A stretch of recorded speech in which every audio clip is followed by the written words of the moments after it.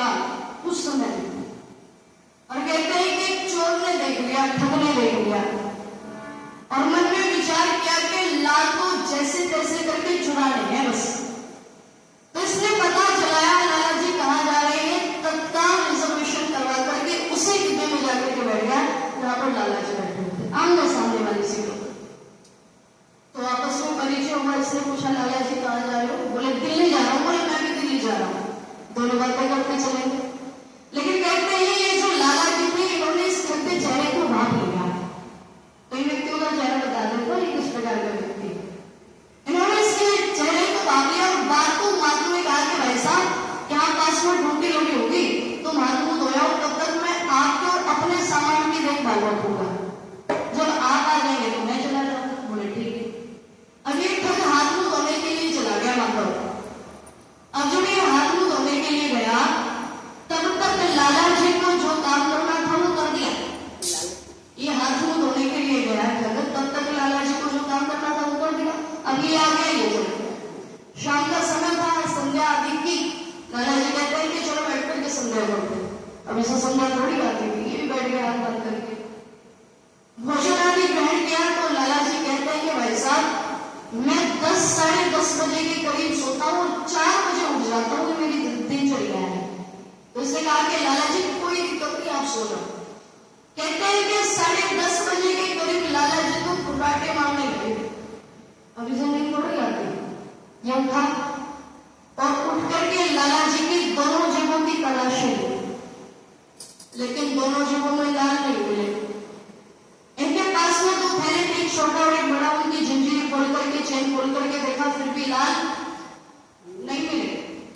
रात को फिर उठा के कोने कोने में रह तो नहीं गए, फिर भी देखा तो फिर भी लाल नहीं मिले। कपड़े झाड़ झाड़ करके परेशान हो गया, फिर भी लाल नहीं मिले।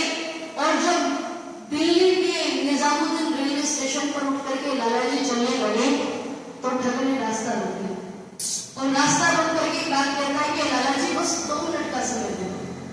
बोले ले लो। ऐसे कहा कि पहले जरा मैं अपना परिचय करा दूं आपको। बोले आप नहीं करो। उसने कहा कि लाला जी आप नहीं जानते। बोले क्या नहीं जानता? बोले मैं मुंबई का मशहूर ठग हूं। लाला जी ने कहा कि बात में बहुत पहले से जानता हूं, आगे बोल। बोले अगर ये जानते हैं तो ये भी जानते होंगे कि मैं पलक झपकने से पहले जेब की सफाई कर देता हूँ। बोले ये बात भी मैं बड़े अच्छे तरीके से जानता हूँ, पर दिक्कत क्या है ये बता। उसने कहा कि लाला जी जब आप मुंबई के रेलवे स्टेशन से चले थे तो आपके पास में बड़े कीमती 2 लाल थे। बोले वो तो अब भी है। बोले दिखा सकते? बोले बिल्कुल। लाला जी ने जेब में हाथ डाला और दोनों लाल हथेली पर रख करके कहते हैं कि ये रेला को। अब ठग ने पैर पकड़ लिए लाला जी के और पैर पकड़ करके यूं कहता है कि लाला जी मैं कसम खाता हूं आज के बाद में चोरी नहीं करूंगा। मैं कसम खाता हूं कि आज के बाद में चोरी नहीं करूंगा, पर बदले में भले इंसान की तरह तो बता दे ये लाल छुपाएगा, ये लाल छुपाएगा। और जो लाला जी उत्तर देते जरा सुनेगा। लाला जी कहते मेरे बड़े भाई तू सारी रात मेरी जेबों की तलाशी लेता रहा, मेरे थैलों की तलाशी लेता रहा, लेकिन जब तू हाथ मुंह धोने के लिए गया था ना तो मैंने तेरे वाले थैले में रख दिए थे और मुझे पता था तू मेरे जेबों की तलाशी तो लेगा, मेरे थैलों की तलाशी तो लेगा, लेकिन एक बार बड़े वाले थैले में जाकर के नहीं देखेगा। अगर एक बार बड़े वाले थैले में जाकर के देख लिया होता तो लाल आज तुझे वही मिल जाते।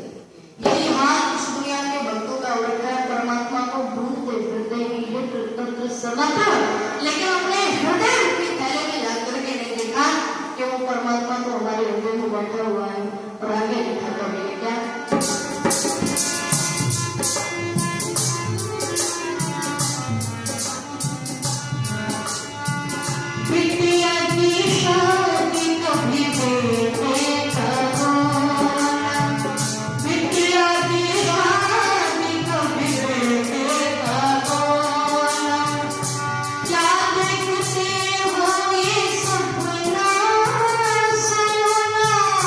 Yeah.